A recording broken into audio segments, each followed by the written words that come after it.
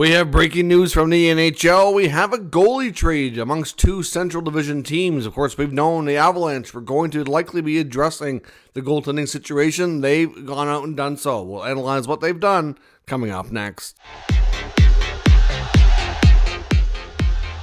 Well, welcome back to another video here at Top Shelf Hockey. As I mentioned, we have some breaking news. We have a trade between two Central Division clubs, both involving goaltenders. We have a goalie swap here, if you will, between the Avalanche and the Predators. So the Colorado Avalanche have been a team that's been rumored to be looking to address their goaltending for some time now after a rough start by both Alexander Georgiev and Annunen. Both the guys have struggled. The team has kind of held their a decent record considering what they've been through injury-wise and the absences in their lineup and the goaltending not being where it needs to be.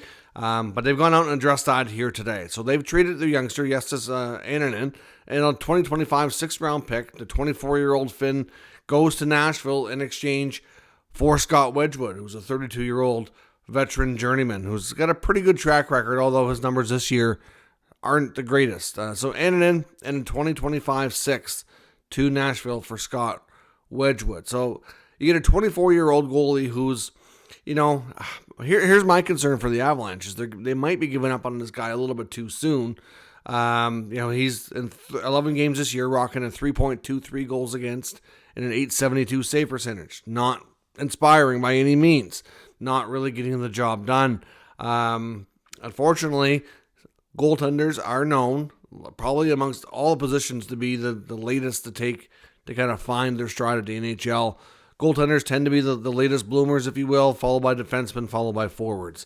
I think it's harder to play the position of goaltender or defense more than the other center or wing in the NHL by far. So this is not unusual. Now in Wedgwood's case, he's played 5 games this year, backing up UC Saros in Nashville, putting up a 3.69 and an 8.78. Well, that's not really any better than what Annunen's been doing in the Avalanche organization this year. However, Wedgwood does have a better track record. He's coming off a 3-year run with the Dallas Stars, where he put up some pretty good numbers. Last year's numbers were down a bit, which might explain why, when he became a free agent, that the Stars decided to go in a different direction. But he was able to get more money going to Nashville.